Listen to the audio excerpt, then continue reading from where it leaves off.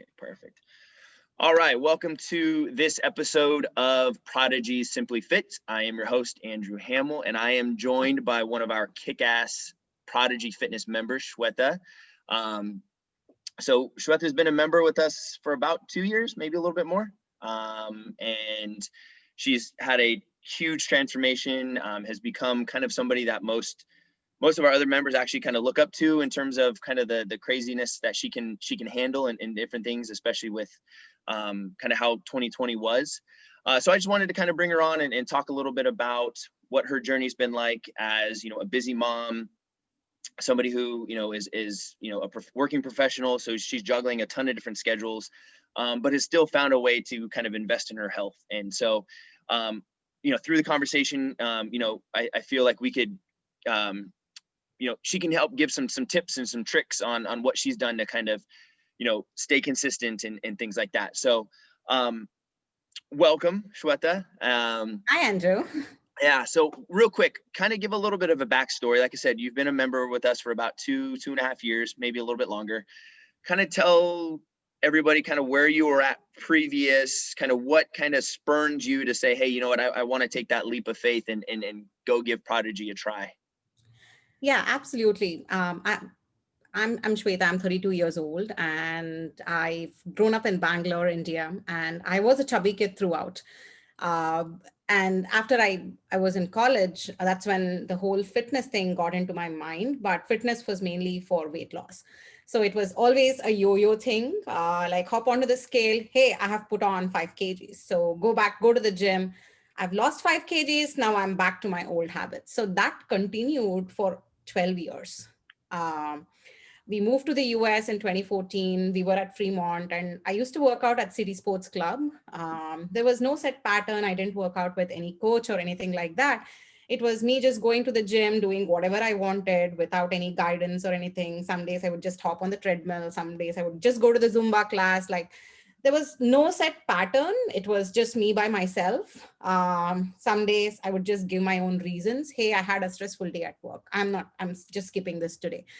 It was always like that. And I never took it seriously, like, hey, I really need to start working on my health, on my fitness or anything like that. Then I became pregnant, and I put on 45 pounds during my pregnancy. And the first year was just, again, me convincing myself, hey, I'm breastfeeding. Let me not do any dieting, or let me not get into any fitness program. I want to spend time with my baby. Like, just, I was tired of giving reasons. Like, it was my son's first birthday party, and I looked at the photos and I'm like, everything is great, but do I want this image in my son when he's growing up? We live in a townhome, and it's 3 flights of stairs. Like, I could not carry a 20-pound baby and walk up and down. I would start gasping for breath. That's when I'm like, hey, I have to take this seriously and be a role model for my son. My husband, Shreya, started his journey with Prodigy, and he had never worked out in his life. He had never seen a gym in his life. So he started working out with Andrews and everyone at Prodigy. And I met them a few times. It also took me like 6 months to have that leap of faith and join Prodigy. And I loved my first month there. And my main intention was, I told Andrew when I got onto the first phone call, and I'm like, Andrew, I want working out to be as easy and as normal as brushing my teeth in the morning. Like, it's a routine. It's a non-negotiable thing that I want to do, because I want to be fit. I want to be healthy. I want to be a role model to my son. And I want him to learn from younger days that fitness is not optional. Fitness is needed. Fitness is important. And it's been 2 years. It's been fantastic. I have found my tribe. I have found my fit family. And as I told you, like, I never stuck to any gym. And if I'm doing it continuously, it's because of the fit family I have. So that's me. And yeah, like, it's just been finding your tribe. And the members are so good. They're never intimidating. It's an environment where you feel inspired to do more. It's not like, hey, she did a 300-pound deadlift. Oh my God, that's so intimidating. That's never the situation or the environment. It's more like, she did 300 pounds, I can do it. It's more that, and that's what is the best part. Like everyone is rooting for you, everyone is cheering for you. One more rep, one more round, or one more lap around the island, or the go and run in the park. Like every whatever workout, whatever routine, whatever it is, I have my family cheering for me. So I think that is the biggest differentiator that I have seen. Like I said, since 18, I've been going into a gym and coming back, but here I've stuck onto it, and that's the biggest reason.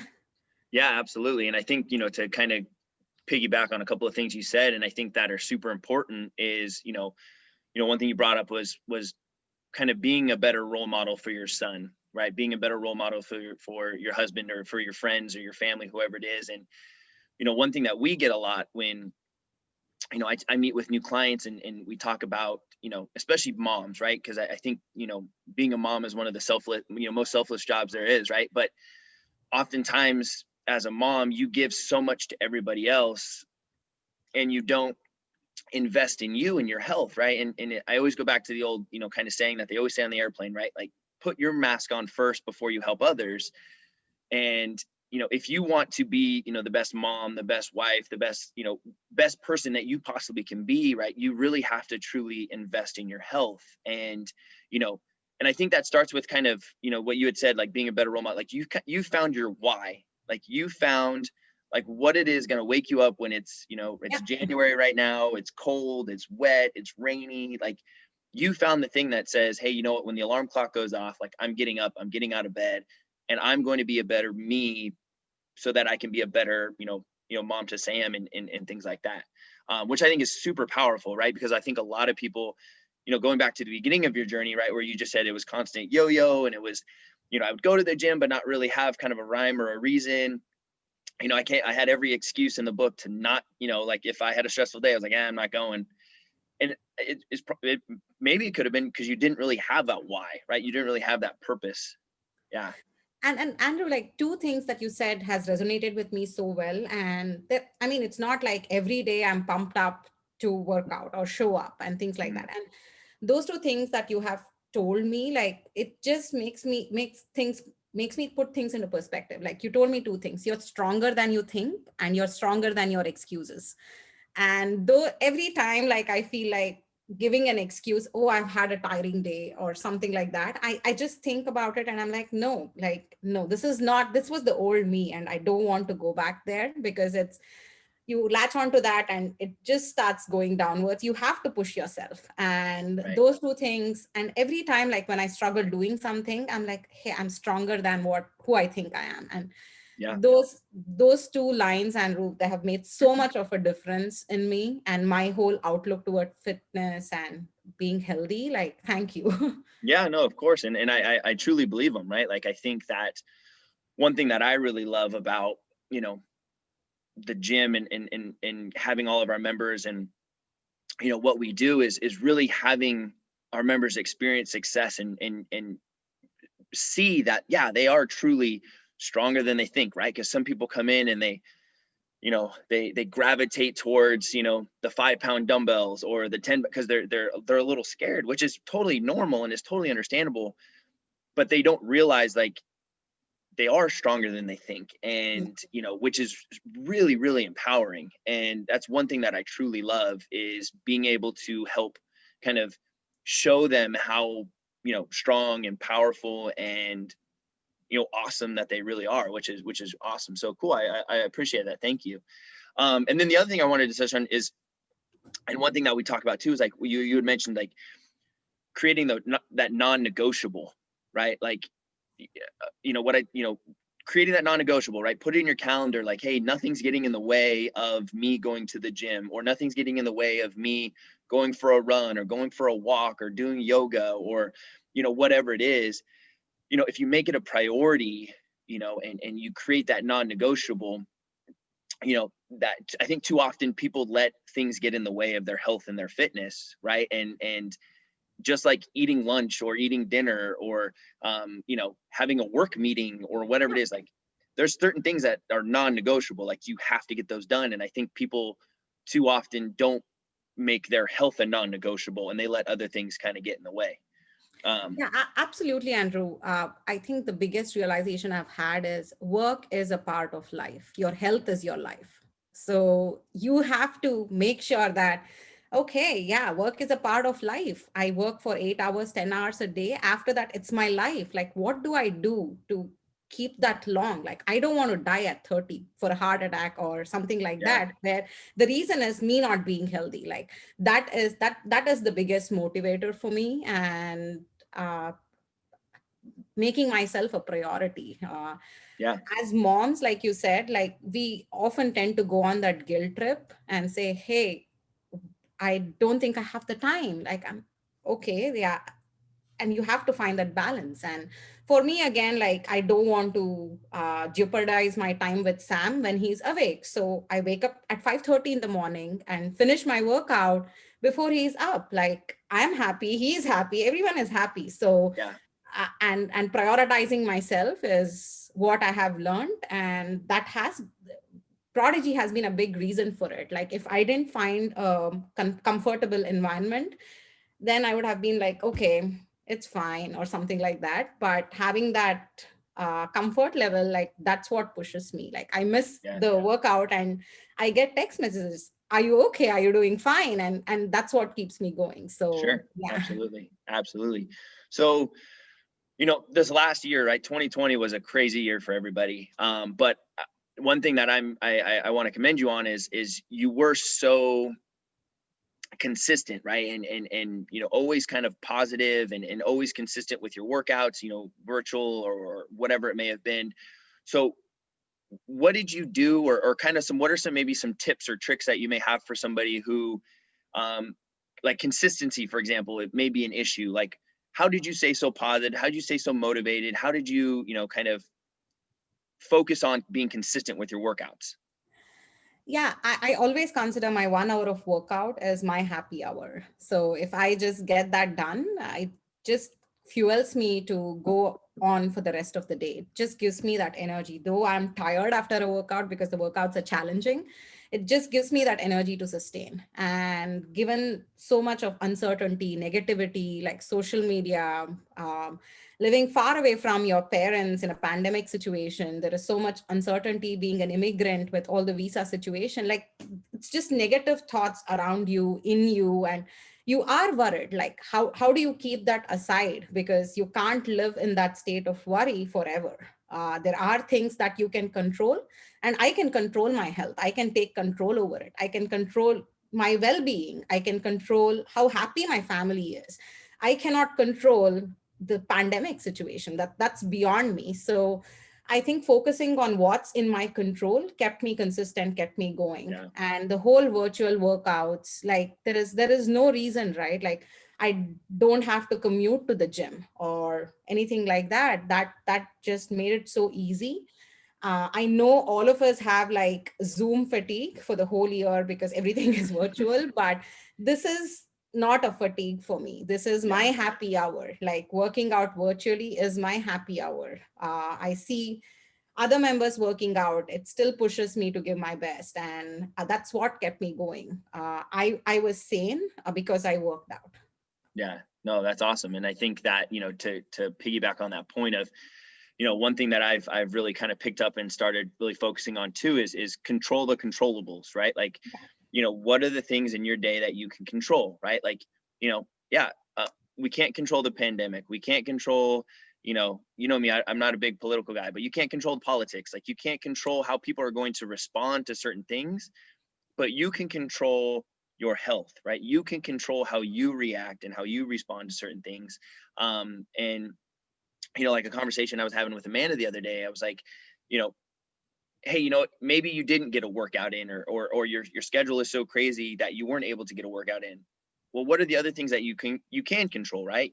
You can control how much water you're drinking still, right? You can control how much, what types of food that you're eating. Like, so even other than like just controlling like the controllables in terms of like getting up every morning or making time for your workout, like, food, water, sleep, like there's so many other things that you have control of that people often don't think about, or they're so reactive to when it comes to, getting to bed on time, or, having enough water, things like that. So I think those are huge too, right? Really having that mindset of these are stuff that I can control, and I'm going to control them. And ultimately they all work together to help, help me on my journey, going forward. Yep, absolutely. Like control what you can. Yeah. Yeah, absolutely. Absolutely. So talk to me about one of the big things that it was so awesome to see you kind of go through this year, or this past year, 2020, was the 75 hard challenge, right? So I'm a huge believer in kind of finding things that are going to keep you active, keep you challenged, keep you engaged in fitness, right? Especially because most of society, right, is kind of, in the whole tagline behind this podcast is like, we're just working out just to simply be fit. Like, we're not working out to to set any world records anywhere, or to be a professional athlete or anything like that. But so with that being said, because we don't have competitions and things like that, and for a lot of us, right, like maybe going out to a local 5K was our competition, but in 2020 a lot of that got canceled. So finding little things like the 75 hard challenge. So I know, and you may or may not have heard of this. So it's a challenge put on by a guy named Andy Frisella, and it's like a worldwide thing now, which is awesome. So explain a little bit about the 75 hard challenge, what made you want to do it, what it was like how you felt after, like just kind of walk us through the 75 hard challenge. Cause like I said, I think it was super awesome that you completed it. Thank you, Andrew. So I learned about the 75 hard challenge through the hashtags and through Instagram, and I was silently following it for almost around 3 months. I did a Google search, read about Andy, and heard his podcast as well. But I was still a little reluctant, because when you just read the challenge on the internet, you're like, oh my God, it's so hard, as the name says, because it's 2 45-minute workouts every single day. Getting a gallon of water is easy for me, because I drink more than a gallon of water every day. And then reading a book, which is fine, and taking a progress picture, it's fine, and sticking to a diet, that all those things are fine. But the most daunting things for me were like, how can I get to 45-minute workouts? Like, is that even doable? Is that even sustainable? Like, those were the questions and self-doubts that I had. And thanks to Amanda for documenting her journey on social media, I started following what she's doing, how she's doing. And thanks to you, because I had so many questions on the intensity of the workouts, or the type of workouts that I have to be doing in this challenge, because Andy doesn't say anything like that. And yeah, so it was more like, hey, you don't have to kill yourself to do this challenge. It's a challenge to make you a better person. It's not to kill yourself. So keeping those guidelines in mind, and don't be stupid by doing this challenge just because Andy says it's 45 minutes. One has to be an outside workout. If it's pouring or there were fires in California, like, look at those parameters as well and decide your outside workout. Like, and learning about it and having that knowledge actually made a lot of sense. Thank you for talking to me in so much detail, yeah, and answering all my questions. And I used to commute to the city during when the non-pandemic era, and that was 3 hours of commute a day, and I had 3 extra hours in my day. And just when I put the maths together, like, the excuse of I don't have time didn't make sense. I'm like, I have 3 extra hours, and this just says 90 minutes. So I still have 90 minutes to do what I want. So time is not the excuse that I can give. Then I'm like, okay, what do I do about the workouts? Like, one workout was easy. It was the Prodigy workout. What about the second workout? And again, I must say that you made me believe I can run. When I joined Prodigy, I couldn't even run like 100 meters at a stretch. I've been asthmatic since childhood, so I always gave that as a reason. Oh, I have asthma, I can't run. But again, like you said, you're stronger than your excuses. And I think just working out for 1.5 years continuously has made me stronger. So I was able to start running slowly, and I have done almost like 105 Ks last year, because I've been able to build on it. And then that was my second workout. And Sundays, when there is no Prodigy workout, I used to just do 2 walks.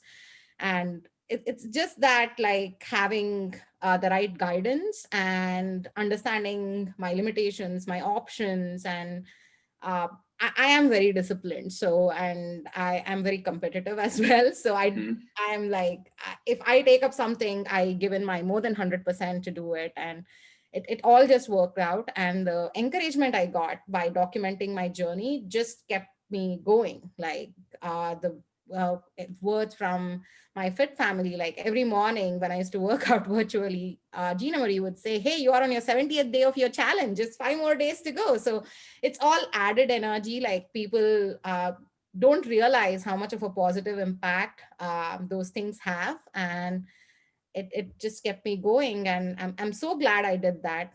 This was the first challenge where I didn't take a weighing scale as the main indicator. I didn't want to get so focused on the weight on the scale.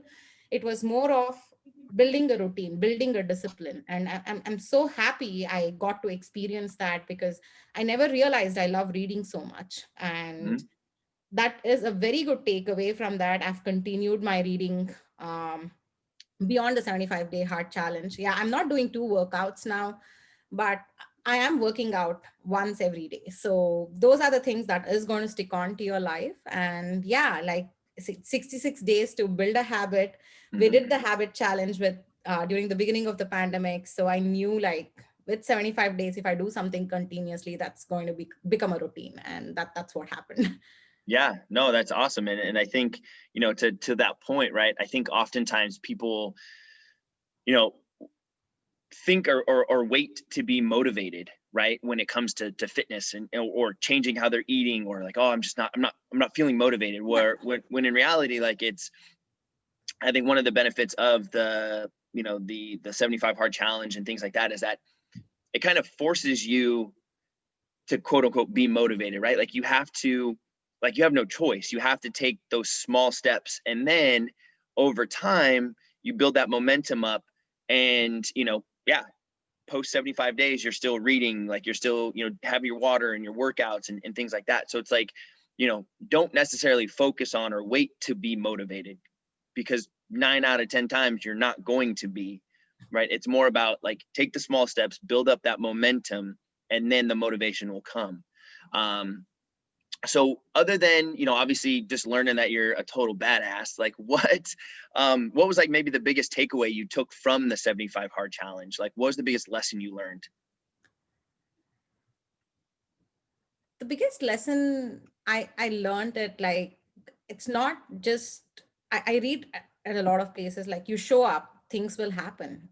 Mm, Won't. You show up, you put in the effort, and yeah. then you can expect results. Like just because I go to the gym, I give my 20% and I expect results, that's not going to give you anything. Like you need to put in the hard work, put in your effort, stay disciplined, and you're going to see the results.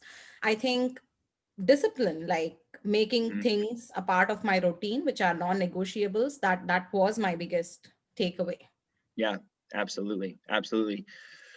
So when you let's take a step back and go back to when you started, kind of your journey with us and things like that.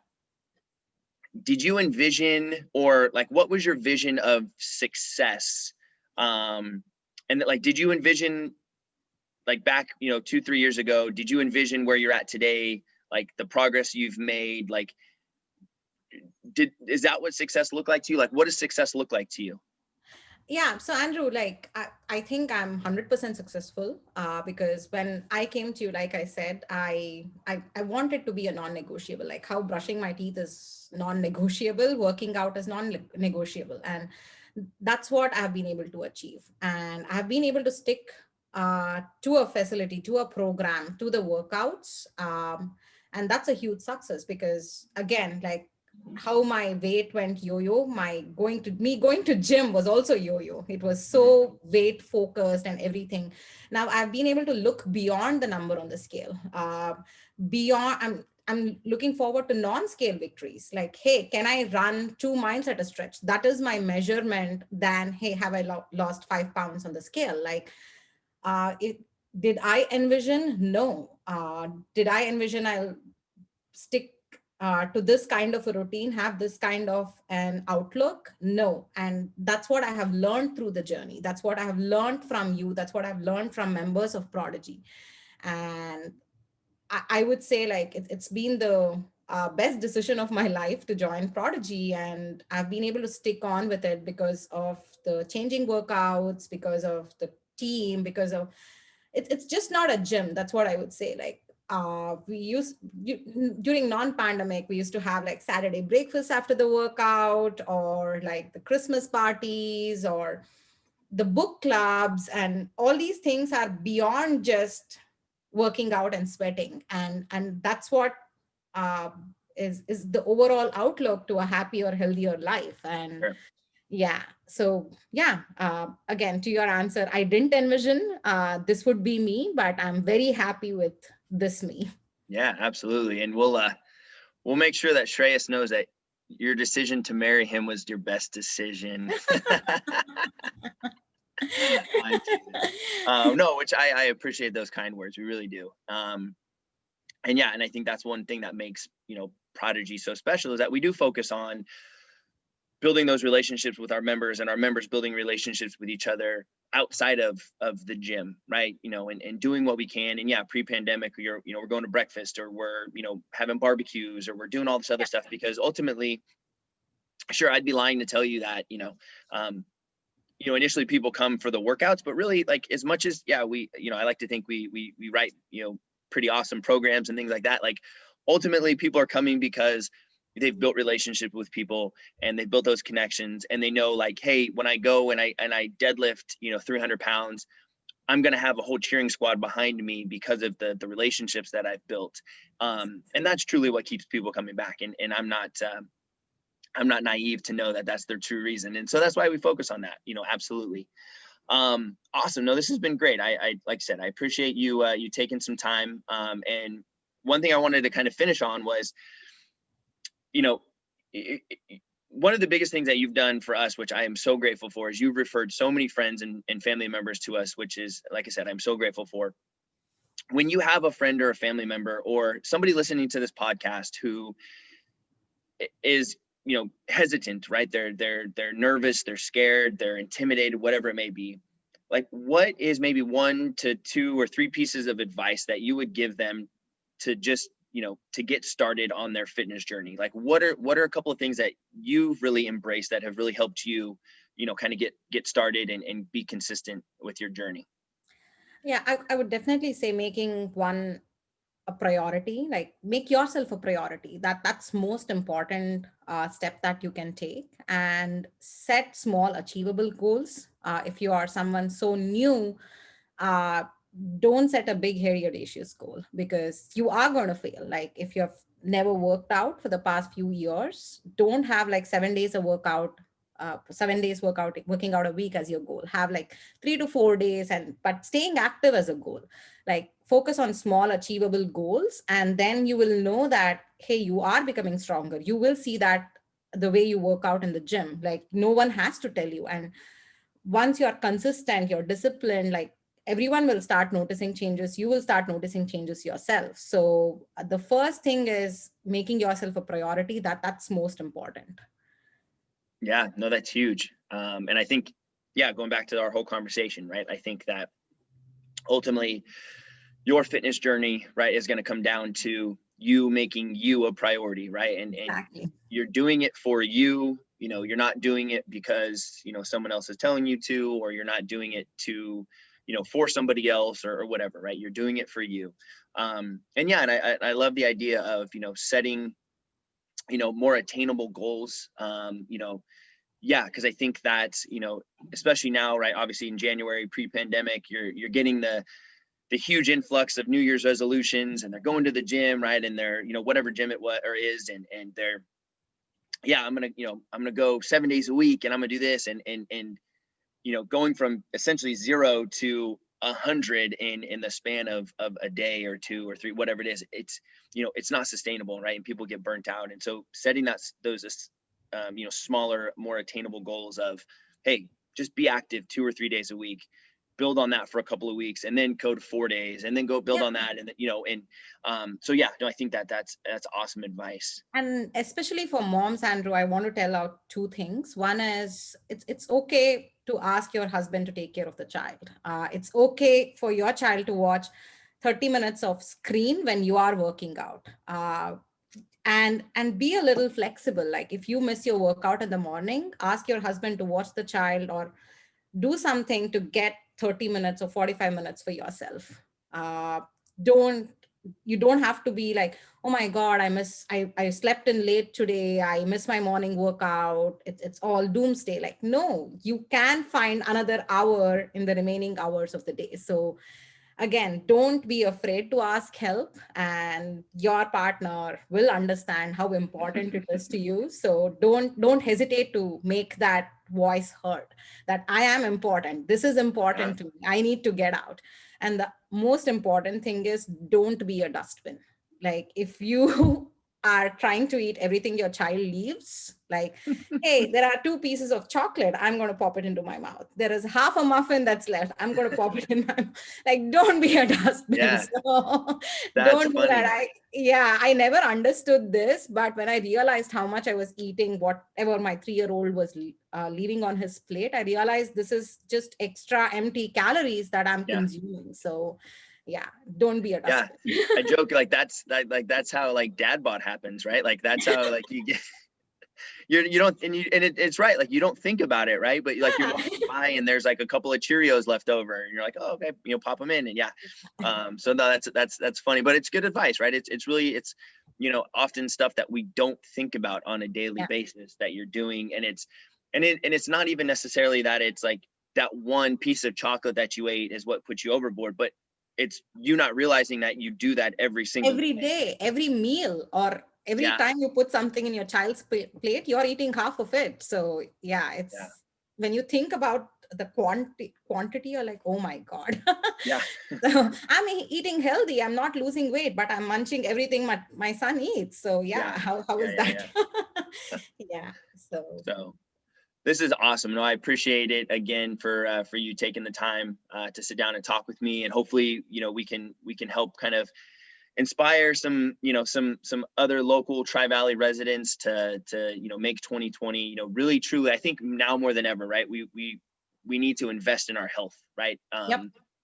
And I think one of the, you know, the best ways we can do that is obviously making ourselves a priority. So yeah, so we're going to kind of call it a day there. Like I said, I appreciate you hopping on with me. Thank you, And Andrew. absolutely. And for those of you guys who are listening, hopefully you guys enjoyed that. If you guys, as always, want to have any questions, comments, things like that, please leave them in the comment sections, either on the podcast or on the YouTube video, and we can answer those for you. And enjoy the rest of your week, guys. And we will see you guys next week for another episode of Prodigy's Simply Fit. Thank you, everyone.